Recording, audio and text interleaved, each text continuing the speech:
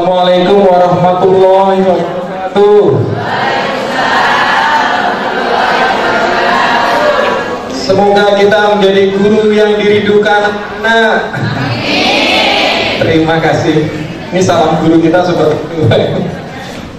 Hari ini kita luar biasa sekali karena mungkin beda dengan hari-hari biasanya. Kalau seminar pada umumnya itu teoritis, kalau ini praktis.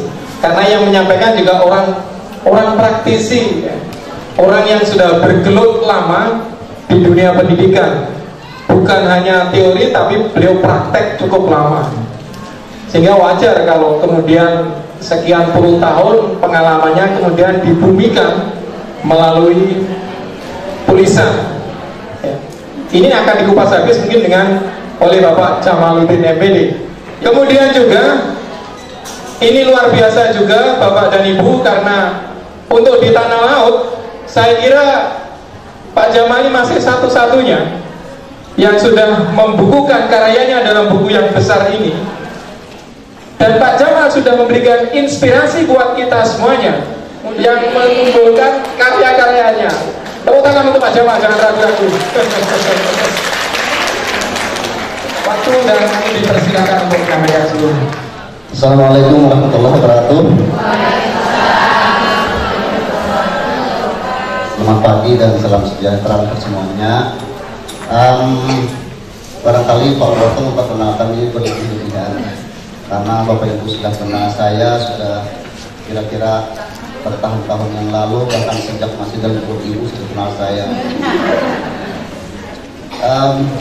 Hari ini saya harus menjadi pembicara tunggal, dan memang itulah cita-cita saya. Alhamdulillah Pak Aat, mantan Bupati, sampai hari ini beliau masih melaksanakan ibadah umrah, karenanya berhalangan untuk menjadi pembicara. Kemudian rencananya digantikan oleh Pak Syihabuddin Khalid, Kepala Dinas Pendidikan, dan ternyata juga hari ini harus mengikuti kegiatan pembahasan anggaran 2014 di DPRD dan wajib dihadiri oleh Kepala Dinas. Karena saya bukan kepala siapa-siapa, saya sah-sah saja untuk meninggalkan tugas itu. Tadinya memang seperti itu, disetting berdua dengan Pak Syihab, tapi ternyata Pak Syihab tidak bisa meninggalkan tugas itu. Akhirnya saya sepenuhnya diberi mandat untuk menghandle kegiatan ini dan akan menjadi pembicara tunggal pada hari ini kira-kira 2 jam. Mau Bapak Ibu? Hari ini sudah jam kurang seperempat, jam 11. Kita lihat saja nanti berapa jam akan mampu saya berbicara di hadapan Bapak dan Ibu, tapi bukan maksud saya untuk berlama-lama, tapi bagaimana menjadikan waktu ini akan menjadi lebih efektif, sehingga yang saya sampaikan mudah-mudahan sampai kepada Bapak Ibu sekalian, bisa dicerna dan bisa dilakukan. Itu yang tujuan utama. Kalau seorang pejabat ke atas podium, dia akan pidato. Tapi kalau seorang penyair ke podium, dia akan baca puisi. Izinkan saya baca puisi. Tanah, air mata,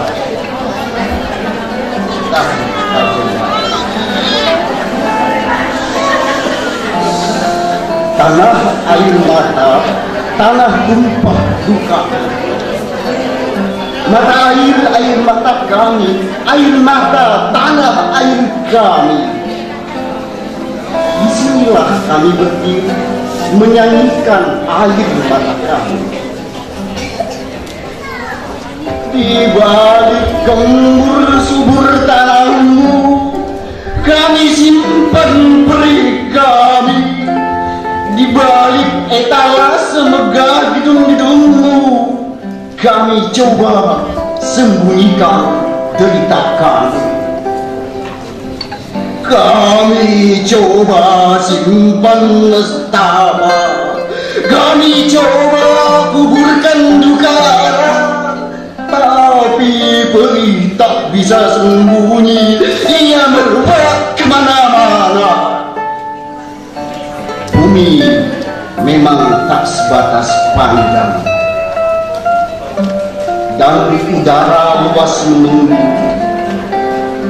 Namun kalian takkan bisa menyingkir, kemanapun melangkah kalian pijak air mata kami, kemanapun terbang kalian kan hinggap di air mata kami, kemanapun berlayar kalian arungi air mata kami.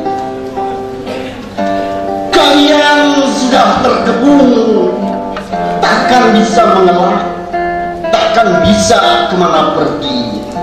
Menyerahlah pada kedalaman air mata kami. Sekian.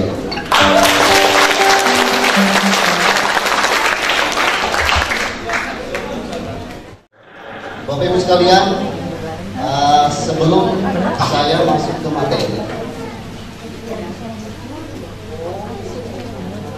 saya punya dua buku.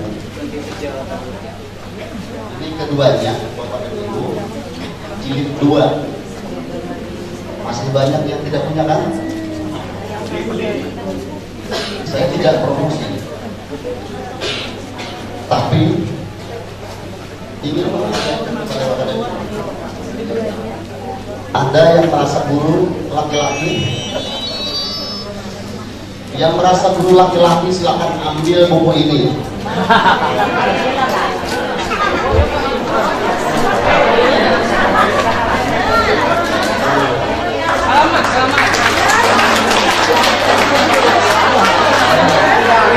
Yang merasa guru perempuan,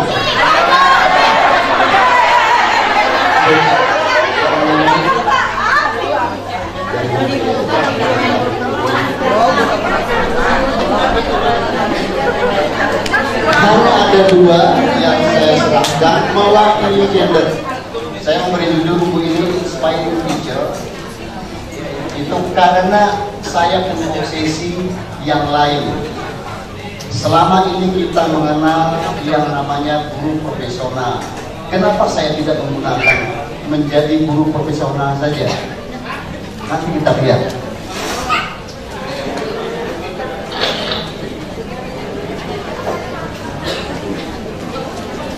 Saya biasanya membuka seminar selalu dengan kata-kata provokasi.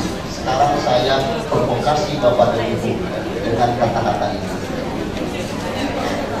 Ini adalah hasil survei yang dilakukan oleh Rainier Divers, sebuah majalah di Amerika Serikat, tepatnya di Kanada.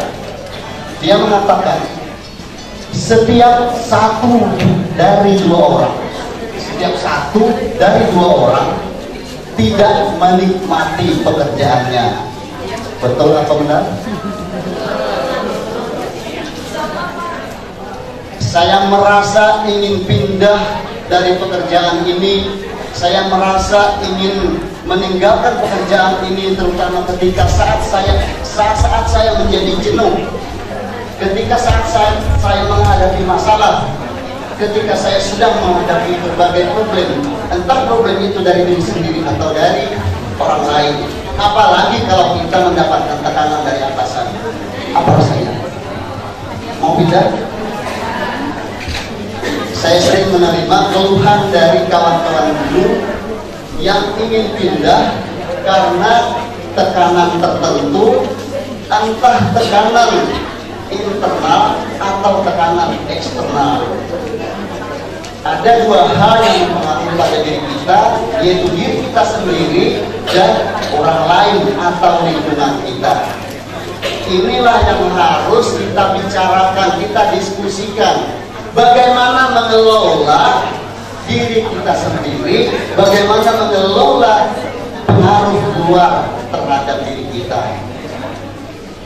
Provokasi yang pertama. Sekarang provokasi yang kedua.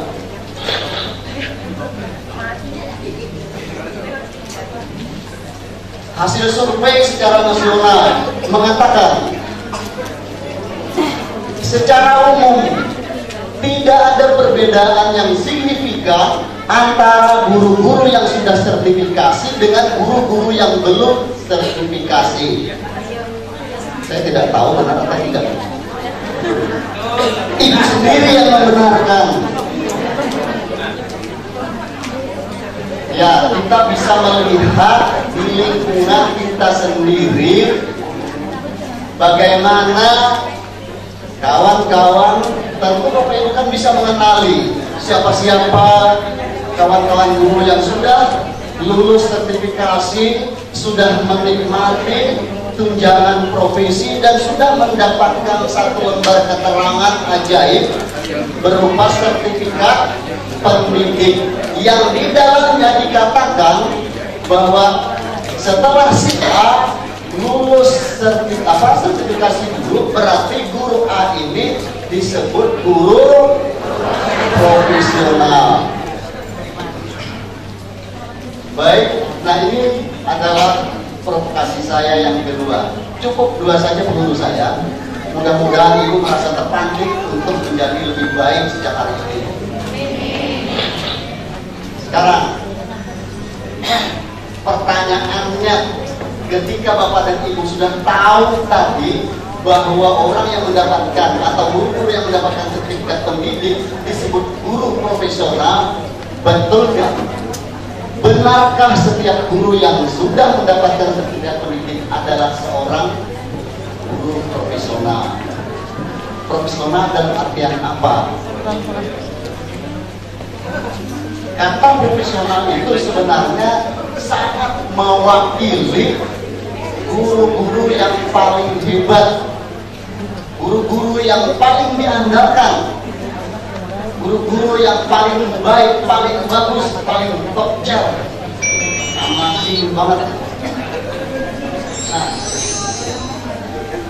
karena ternyata survei membuktikan bahwa guru-guru yang sudah mendapatkan sertifikasi tidak ada perbedaan yang signifikan secara kualitas, terutama dengan guru-guru yang belum sertifikasi.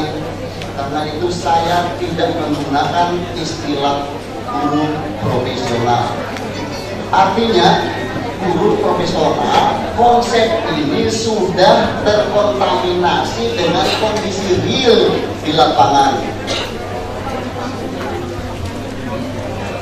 Konsepnya mengatakan guru profesional itu seperti ini, minimal memiliki atau mampu melaksanakan 4 kompetensi. Masih ingat ujian akhir udah?